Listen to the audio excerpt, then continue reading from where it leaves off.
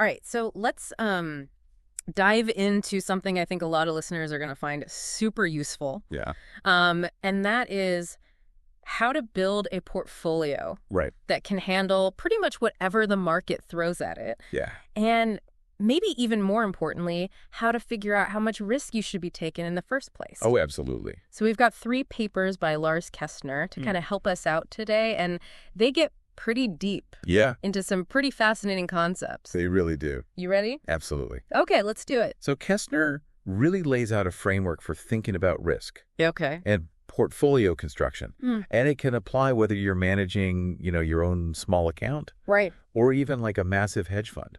Yeah, that's actually what intrigued me about these papers, is that they seem to start with a problem that I think a lot of us have probably faced, which is we have an investment that we think will do well over time, but it's also really volatile. Yeah. So how do we deal with that volatility without missing out on the potential gains? Right. And so he calls this volatility drag. Okay. And it's the idea that even if an investment has a positive expected return, the ups and downs along the way can actually lead to lower overall growth. Okay, so it's not just about picking winners, it's about managing the ride. Right. So that those winners can actually deliver. Exactly. Makes a lot of sense. Yeah. But how do we actually do that? Right. Kistner mentioned something called optimal leverage. But I'll admit, that sounds a little intimidating. Sure, let's break it down. Okay. So imagine you're looking at a specific stock. Okay. And you're pretty confident it will go up, let's say 10% per year on average. But it also swings wildly, has a volatility of 20%. Okay. Optimal leverage is about figuring out how much to amplify your investment in that stock. Okay. Knowing both its potential and its riskiness. So if I'm really bullish on it, I could go out and borrow money to buy even more of that stock, essentially leveraging my bet. Yeah. But if I'm more cautious, I might hold back and invest a smaller amount. Right. So is that the idea? Exactly. And what Kestner points out is that there's a sweet spot, Okay. a mathematically optimal level of leverage that maximizes your potential gains without exposing you to catastrophic losses. Okay, so where does the math come in? Right. I'm guessing this is where the Kelly criterion comes into play. You're right on the money. Okay. So the Kelly criterion, developed by John Kelly Jr.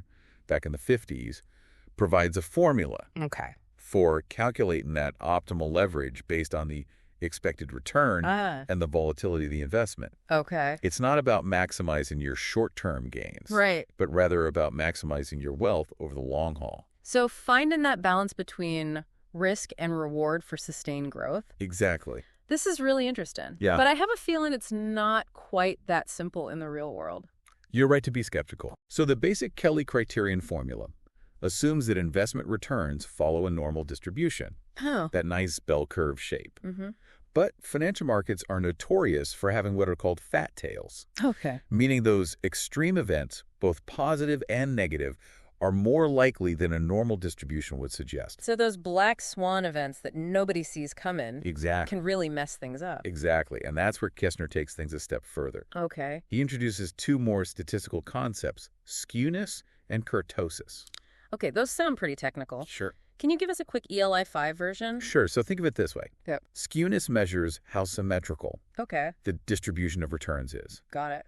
A positively skewed distribution means there's a higher probability of those big positive outlier events, those home run investments that can really boost your portfolio. Okay. Kurtosis, on the other hand, measures how peaked or flat the distribution is, Okay. which tells us how likely those extreme events are, both good and bad. Got it. So if I'm looking at an investment with high kurtosis, it means I should expect more volatility. Precisely. And potentially more of those black swan events. Exactly. Okay.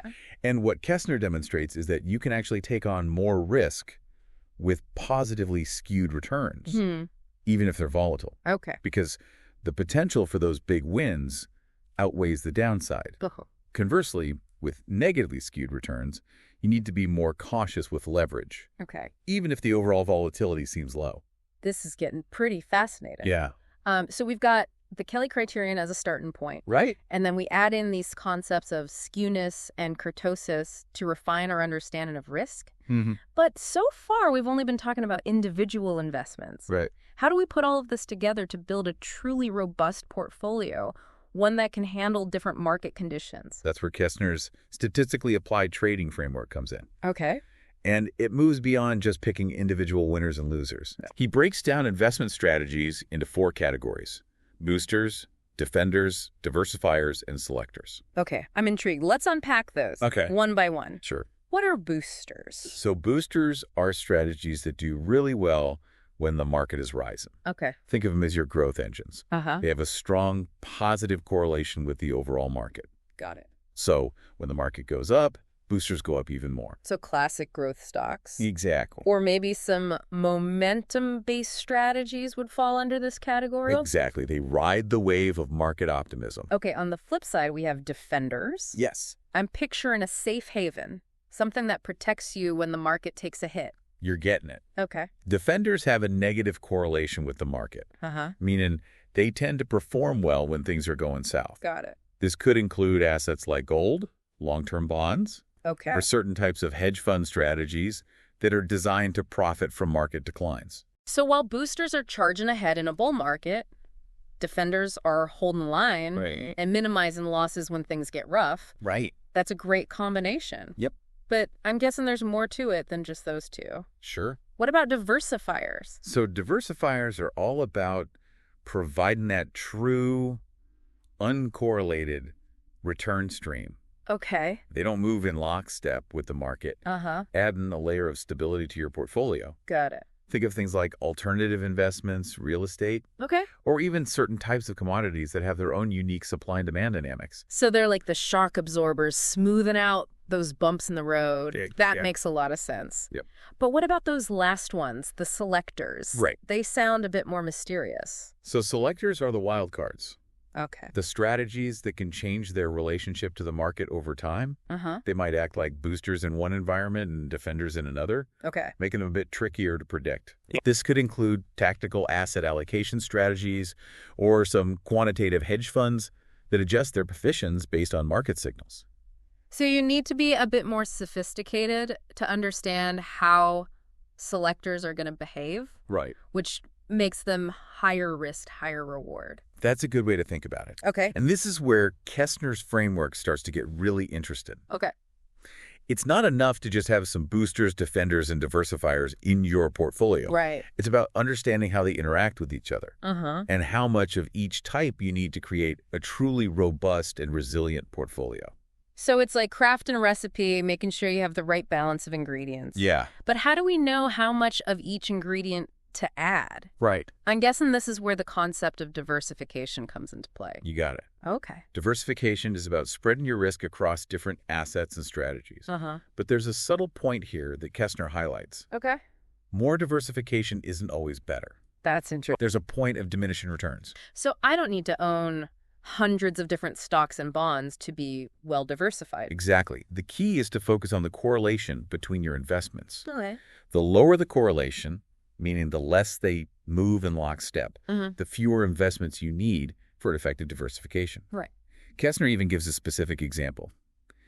If you have a set of strategies with a correlation of just 0.10, you might achieve 80% of the diversification benefits with just 23 different strategies. Wow. Okay. That's pretty amazing. Yeah. It means you don't need to be a Wall Street titan to build a solid, well-diversified portfolio. Right. But even with all of these strategies in place, can we ever truly eliminate risk entirely? That's the million-dollar question, isn't it? Is that even possible? And Kestner is refreshingly honest about this. Okay. Even with the most sophisticated analysis and the best-laid plans, there will always be an element of luck involved. Okay. Especially in the short term. It takes time for skill and strategy to overcome the randomness of the market. So patience is a virtue even in the world of investing. You're telling me. That's a tough one in our fast-paced, instant gratification society. But that's exactly what Kestner emphasizes. Okay. It takes time for those consistent returns to compound and for your wealth to truly grow. Okay. He even points out how our own behavior, yeah, especially the tendency to panic, sell during market downturns, right, can sabotage our long-term success. So it's not just about picking the right investments and building the right portfolio. Right, sure. It's about having the discipline and the emotional resilience to stay the course. Exactly. Even when things get bumpy. Right. That's a great lesson for life in general, wouldn't you say? Absolutely. Investing is as much a mental game as it is a financial one. Right. And I think that's one of the most important takeaways from Kestner's work. Okay. Now, before we move on, I'm curious about one thing. Okay. We've been talking about all these different strategies. Right. But I'm wondering if there's a way to get a glimpse into how the pros, those who do this for a living, are approaching these concepts. Mm-hmm. Is there any way to see what they're actually doing? You're in luck. Oh. Kestner actually tackled that very question in another one of his papers. He did. He developed a model that can accurately predict the positions of trend followers in various markets. Trend followers? Yeah. You mean those investors who try to ride the wave of market momentum? Exactly. Buying what's going up and selling what's going down? Exactly. Think commodity trading advisors, or CTAs. Got it. These are often the big players, managing billions of dollars. Right. And Kestner's model can actually estimate how they're positioned in different markets based on things like momentum, volatility, and historical price trends. That's pretty incredible. Yeah, and what's even more amazing is that this model isn't just a theoretical exercise. Right. Kestner actually tested it against a well-known trend-following benchmark, and it explained over 75% of the variation in returns. So it's like having a sneak peek into their playbook. Exactly. That's really something. And how this model actually works is really fascinating. Oh, I bet. So at its core, the model tries to mimic the decision-making process of a trend follower. Okay. Remember, these investors are all about identifying and capitalizing on market momentum. Right. So the model looks at things like... Hold on just a second. Yeah. This is getting really interesting. Yeah. But maybe we should take a pause here. Okay. And pick up this thread in the next part of our deep dive. Sounds good. I think we've already covered a lot of ground today. Yeah, we have. And I want to make sure we have enough time to unpack how this trend-following model actually works. Yeah, you're right. We don't want to rush through this. Yeah. It's definitely worth a deeper exploration. Absolutely. So we've covered a lot of ground today, from the concept of volatility drag and optimal leverage to the 4 different types of investment strategies. Right. And even the sneak peek into the world of trend followers. Yep. But before we move on to part 2, where we'll delve deeper into that trend following model, okay, I want to leave you with something to think about. Okay. We've seen how Kestner uses a data-driven, quantitative approach to understand and manage risk in investing. Right. But what other areas of life could benefit from this kind of thinking? That's a good question. Could we apply these principles to our careers, our relationships, or even our health? Yeah. It's something to ponder as we continue our exploration. Absolutely. You know, it's funny you should mention applying those ideas to other areas of life. Yeah. As we were talking about patience and discipline and investing, right? I was thinking about how often we lack those same qualities in our personal goals. Yeah, you know? That's so true. Like, we want to see results right away, whether it's yeah. losing weight or learning a new skill or building a business. Right. But real progress takes time and consistent effort, Yeah. just like in investing. And I think that's where a framework like Kestner's can be really powerful, Okay. even outside of finance. Yeah. It encourages us to think strategically, to plan for different scenarios, and to be patient with the process. Yeah. But for now, Right. let's get back to that trend-following model you mentioned. Okay. I'm really curious to hear how it works. Okay, let's dive back in. All right. You're right. It's a pretty fascinating piece of work. Yeah. As I was saying, Kestner's model is all about mimicking how these big trend followers, these CTAs, make their decisions. Right. And at its core, it boils down to 3 key factors. Okay. Momentum look back, normalized momentum cap, and volatility look back. All right, let's unpack those one by one. Okay. What exactly is momentum look back? So think of it like looking in the rearview mirror to see where the market has been heading. The momentum look back is the period of time the model analyzes to determine the strength and direction of a trend. So for example, a 16-week look back means the model is looking at price changes over the past 16 weeks to see if an asset has been consistently going up or down. So a longer look-back period would mean the model is focusing more on long-term trends? Exactly. And Kestner found that a 32-week look-back period actually provided the most accurate replication of trend-following behavior. Interesting. So once the model has identified a trend, what's this normalized momentum cap all about? So that's essentially a built-in safety mechanism. Okay. It's a limit on how large of a position the model will take, even if the trend seems incredibly strong. So it prevents the model from going all in on a single bet. Right. Which could be disastrous if the trend suddenly reverses. You got it. It's a way to manage risk and avoid those potentially catastrophic losses. Right. Kestner found that a normalized momentum cap of around 1.0 struck the best balance between capturing trends and staying safe. Okay, that makes sense. And finally, what about the volatility look back? So the volatility look back is all about understanding how bumpy the ride has been. Yeah. The model looks back over a certain period, let's say the past 20 weeks, and calculates how much the price of an asset has fluctuated. Got it. This helps to adjust position sizes based on the historical volatility. So if an asset has been really volatile in the past, the model would take a smaller position to account for the increased risk. Exactly. It's all about adjusting the bet size based on the potential for wild swings. This is a really clever way to systematically approach trend following. Yeah. But the big question is, how effective is it in the real world? Right. Can this model actually predict the positions of those big trend followers with any accuracy? That's where it gets really interesting. Good. Kestner tested his model against a well-known trend-following benchmark, the SG Trend Index, and found that it could explain over 75% of the weekly variability in returns. Wow, that's a pretty strong correlation. Yeah. It seems like he's really onto something here. You might be. But what's the practical application of this model? Okay. How can everyday investors use this information? That's a great question. And it leads us to one of the most exciting aspects of this research. Okay. Kestner's model doesn't just tell us how trend followers are currently positioned. Right. It actually allows us to estimate how they're likely to trade as the market moves. Wait, so we can actually anticipate how they're going to react to changes in price trends? Exactly. And this is significant because these trend followers manage so much money. Right. Their actions can actually move markets. So if we know they're likely to buy into a rise in trend, we might want to get in early before they push the price up even further. Exactly. And if we see a trend weakening, we might want to get out before they start selling and exacerbate the downturn. Precisely. It's like having a heads up about a potential stampede, allowing you to navigate the market with a bit more awareness of the forces at play. This is getting into some pretty advanced stuff. It is. It's like we're peeking behind the curtain and seeing how the big players operate. Yeah. But this brings up another question. Oh, yeah. We've been talking a lot about active investing. Right. About trying to beat the market by timing our entries and exits.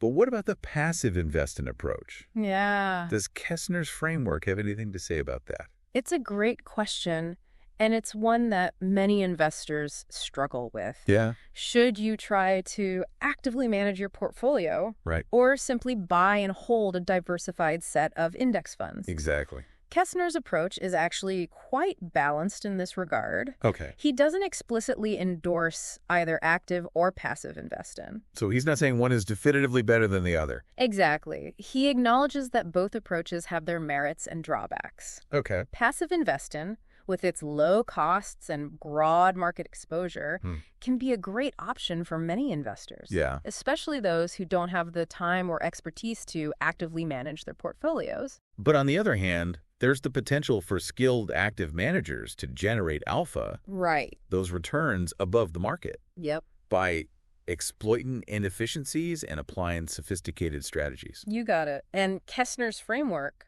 with its focus on understanding risk, diversification, and different strategy types, can actually be a valuable tool for both active and passive investors. I see what you mean. Yeah. Passive investors can use it to better understand the underlying dynamics of the market and to construct more robust and diversified portfolios. Right. While active investors can use it to develop and refine their strategies. Exactly. It's all about using the right tools for the job. Yep. And Kestner's work provides a powerful set of tools that can be adapted to different investment styles. This has been a really enlightening discussion. We covered a lot of ground. We have. From the nuances of optimal leverage and diversification to the intricacies of trend following. Yeah. But before we move on to the final part of our deep dive, I want to circle back to a point that Kestner keeps emphasizing. Yeah. The importance of time. It's a theme that runs through all three of these papers, isn't it? Absolutely. And it's something we tend to forget in today's fast-paced world. Yeah. We want instant gratification. Right. But when it comes to building wealth, Patience is truly a virtue. It is. Kestner points out that even with the best investment strategies, luck still plays a role, especially in the short term. Right. It takes time for skill to shine through and for those consistent returns to compound. And he also highlights how our own behavior can sabotage our long-term success. Yeah. That tendency to panic sell when the market drops, Right. to chase past performance, or to constantly tinker with our portfolios, Yep. it can all work against us in the long run. It really can. So it's not just about picking the right investments. It's about having the discipline to stick to our plan. Right. To ride out the storms. Yeah. And to let those investments grow over time. Exactly. It's about mastering our emotions and playing the long game. Right. And I think that's a powerful message for anyone, regardless of their investment goals or experience level. Now, before we wrap up this part of our deep dive, I want to leave you with a question to ponder. Right. We've talked about how Kestner's framework emphasizes a data-driven and systematic approach to investing. Right. But how do we balance that with the human element? How do we account for those unpredictable events? Right. Those black swan moments Yep. that can throw even the most carefully crafted plans off course? Yeah, that's a good one. It's something to think about as we continue our exploration. Yeah, that is the challenge, isn't it? It is. Trying to predict the unpredictable. Right. I think anyone who's been investing for a while knows that feeling of getting blindsided by something you never saw coming. Exactly. And it's something that Kestner acknowledges head on. Okay. No model or framework can perfectly capture the complexities of the real world. There will always be those black swan events, those unforeseen circumstances that can throw even the most well-thought-out plans off course. So how do we prepare for those unexpected twists and turns? Right. Do we just accept that some things are beyond our control and hope for the best? Not at all. I think there's some key takeaways from Kestner's work that can help us navigate those uncharted waters. Okay. First and foremost is the importance of building a robust portfolio, one that can handle a variety of different scenarios, not just the ones we anticipate. So it's about spreading your risk, not just across different asset classes, but also across different investment strategies, as we discussed earlier, with those boosters, defenders, diversifiers, and selectors. It's about creating a portfolio that's well prepared for different market environments. Okay. Including those we might not even be able to imagine right now. So we're not just trying to predict the future. Right. We're trying to build a portfolio that can thrive even if our predictions are wrong. That's a great way to put it. And another key principle is adaptability. Okay. Kestner emphasizes the importance of ongoing research and a willingness to adjust our strategies as market conditions change. So it's not a set it and forget it approach. Right. We need to stay informed, monitor the market, and be prepared to make changes when necessary. Precisely. Investing is a dynamic process, not a static one. Right. And it requires a mindset of continuous learning and adaptation. And I think this ties back to that idea of patience and discipline we were discussing earlier. Yeah. It's about having the fortitude to stick to our long-term plan, even when the market throws us a curveball. Absolutely. And I think Kestner's work also highlights the importance of humility. Okay. We need to acknowledge that we don't have all the answers. Right. That there will always be things we can't predict or control. So it's about embracing uncertainty and accepting that even with the best plans in place, there will be times when we need to course correct. Exactly. And that's where those psychological principles we touched on earlier come so crucial. Okay. Having the discipline to stick to our plan, avoiding emotional reactions, and staying patient through those inevitable ups and downs. Yep. Those are the qualities that will ultimately determine our success as investors, regardless of the specific strategies we employ. It's a reminder that investing is as much a mental game as it is a financial one. It really is. And I think that's a really powerful message for anyone who's looking to build wealth over the long term. Couldn't agree more. And I think Kestner's work provides a valuable framework for approaching investing with both a quantitative and a psychological lens. Absolutely. It's about combining data-driven analysis with an understanding of human behavior, both our own and that of the market as a whole. And I think that's what makes his work so compelling. Right. It bridges the gap between the technical and the human aspects of investing. Well said. Now, before we wrap up this deep dive, I want to circle back to one final question. Okay, sure. If we can apply these principles of quantitative analysis and risk management to our investments, What other areas of our lives could benefit from this approach? That's a great question to end on. Yeah. Because it really speaks to the broader applicability of Kestner's ideas. Right. He's not just talking about investing. He's talking about a way of thinking. Okay. A framework for making more informed and rational decisions in any area of life. We touched on this earlier with the idea of patience and discipline, but I think it goes even deeper than that. Absolutely. Think about your career, for example. Okay. Could you apply the concept of diversification to your skill set? Making sure you're not overly reliant on a single area of expertise. It's like building a career portfolio that's resilient and adaptable. Exactly. In the face of change in market conditions. Or what about your relationships? Okay. Could you apply the principles of risk management to identify potential red flags early on and avoid those toxic connections? It's about being proactive and making informed decisions. Exactly. Rather than just reacting emotionally. Precisely. And I think this highlights how Kestner's framework can be applied beyond the realm of finance to enhance our decision-making and overall well-being. It's a reminder that the principles of risk management, diversification, and long-term thinking are valuable tools, no matter what challenges we're facing in life. Well said, and I think that's a great note to end on. This has been an incredible deep dive. We've explored some really fascinating concepts. Yeah, we have. And I hope you've gained some valuable insights that you can apply to your own investment journey and beyond. We too. Thanks for joining us.